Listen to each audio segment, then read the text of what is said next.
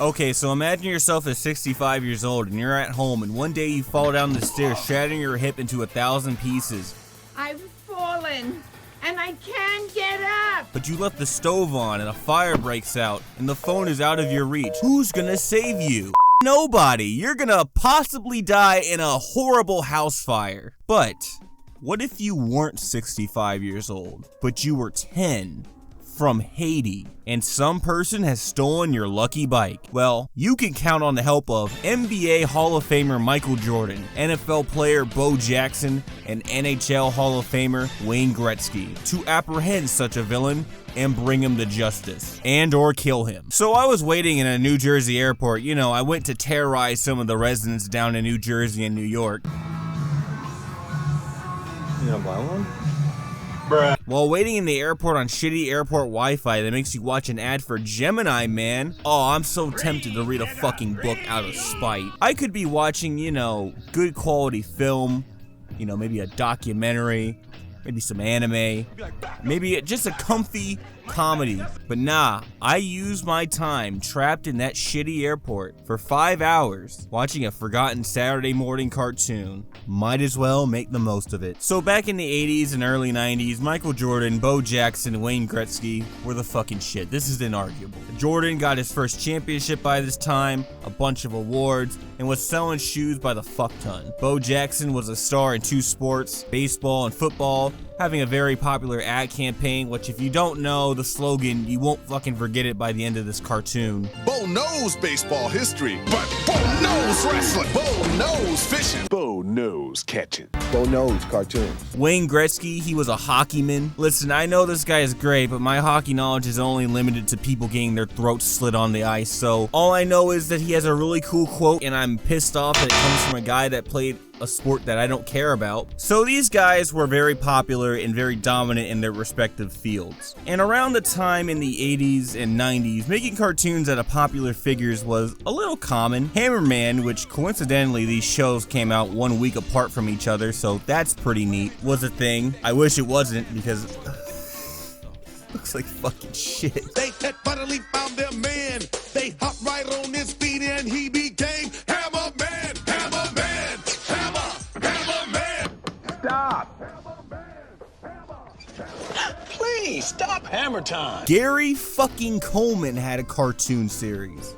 Gary Coleman. There's quite a bit of these, but you get the point. Cartoons trying to capitalize off the popularity of these celebrities, and more often than not, most of these weren't good, as you can infer from the fucking Gary Coleman show. Most of these shows kind of put these guys up on a pedestal, and ProStars is no different, being that the show is just like a shittier version of Captain Planet. So Captain Planet, I mean ProStars, is a show where all 3 of these sports legends live to majority help the children of the world. Michael being essentially the leader of the ProStars and the one with the game plan for the team. Usually the one to help drive in the lessons and solutions to the episodes. Well, this part of the rainforest is saved.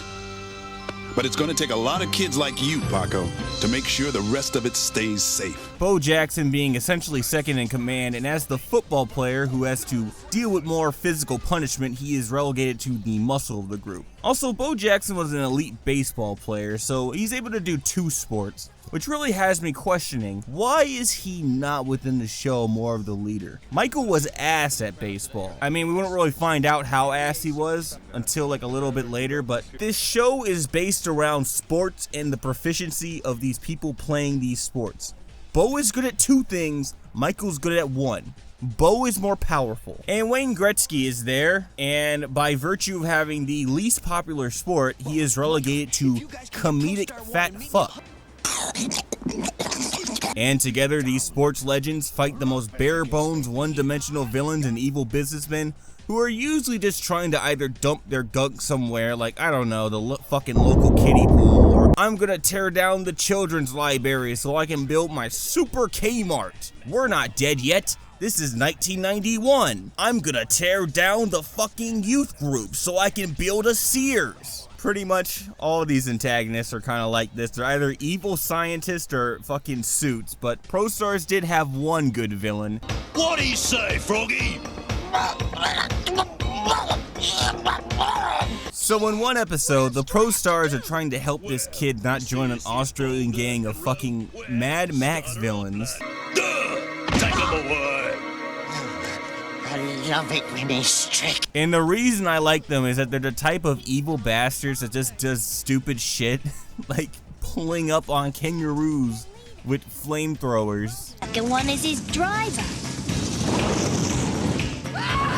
The Pro Stars may be mighty, and they may be athletic, but they're not alone. They need someone to make them stupid gear, so if this show is successful, we need to sell some fucking toys. And that person making that gear is a 60-year-old female Chucky Finster, which all of them refer to as Mom, served with extra jus, a side of fries, and your choice of chocolate or strawberry milkshake. With these masks, you can talk to each other under the sea.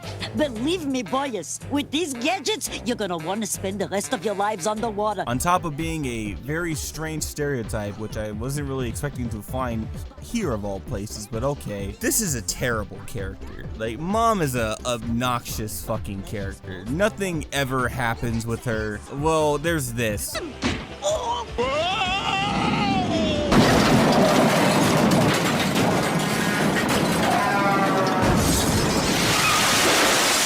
Thankfully, she appears for maybe like a few minutes an episode to give them some stupid sports-related weapon, and I mean stupid. All of this shit fucking sucks. All their weapons are terrible.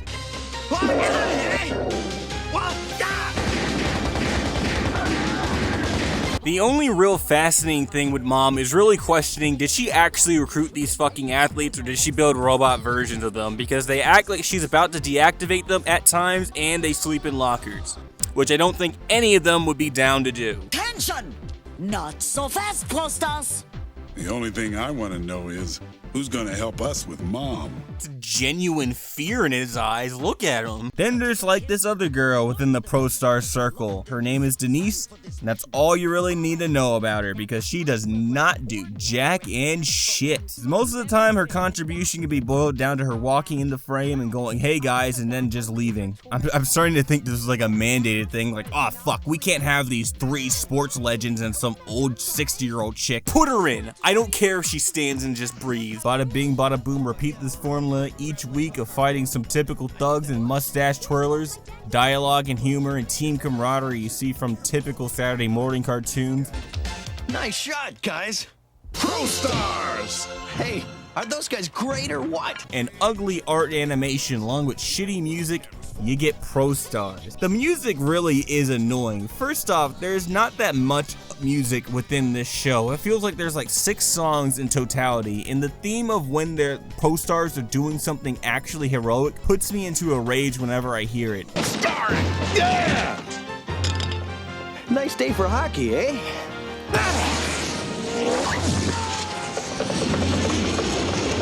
Nice shot, Wayne! The intro isn't even that good, being that it's just a lame version of We Will Rock You.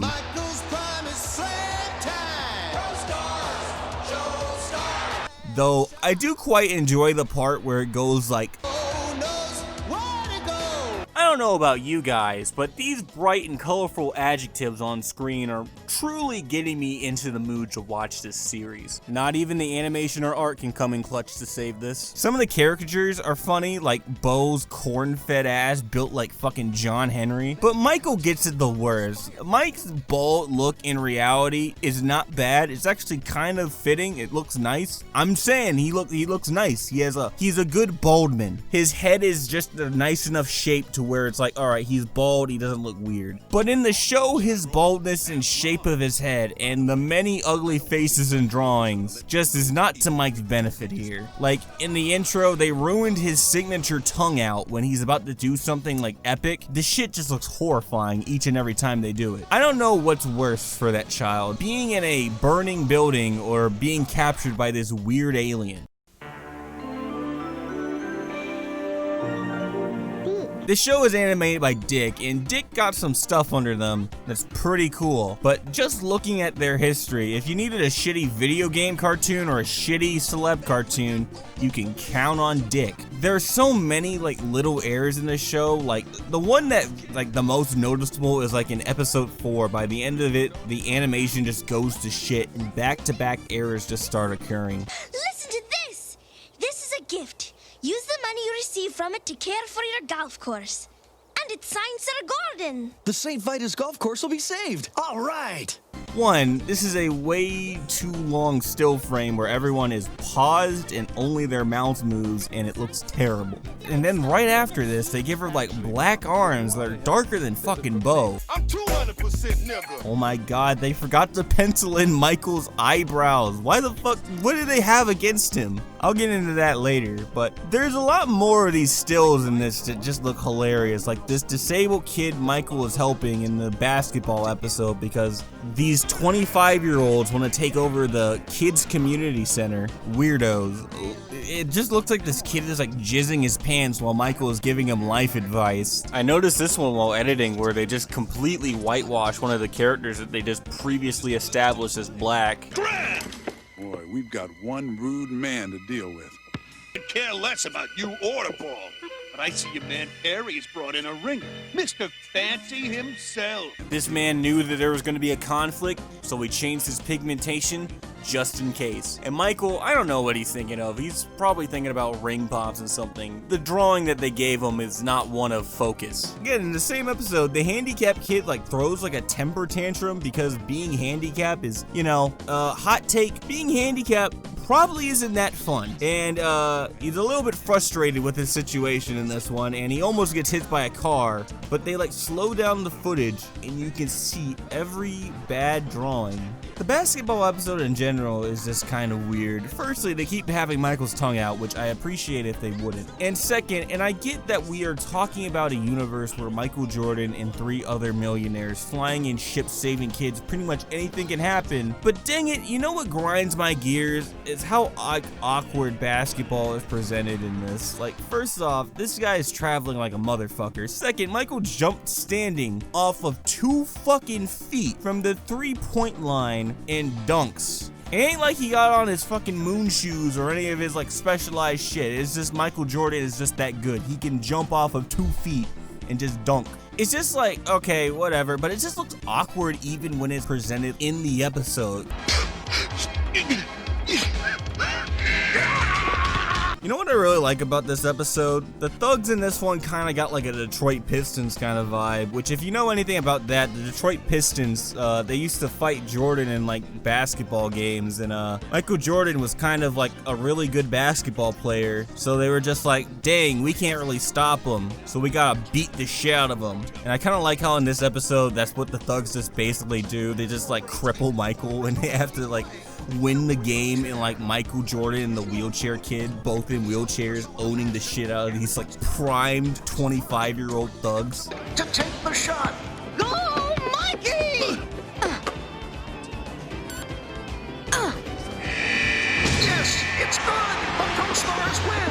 The ProStars win. Tommy has won the game.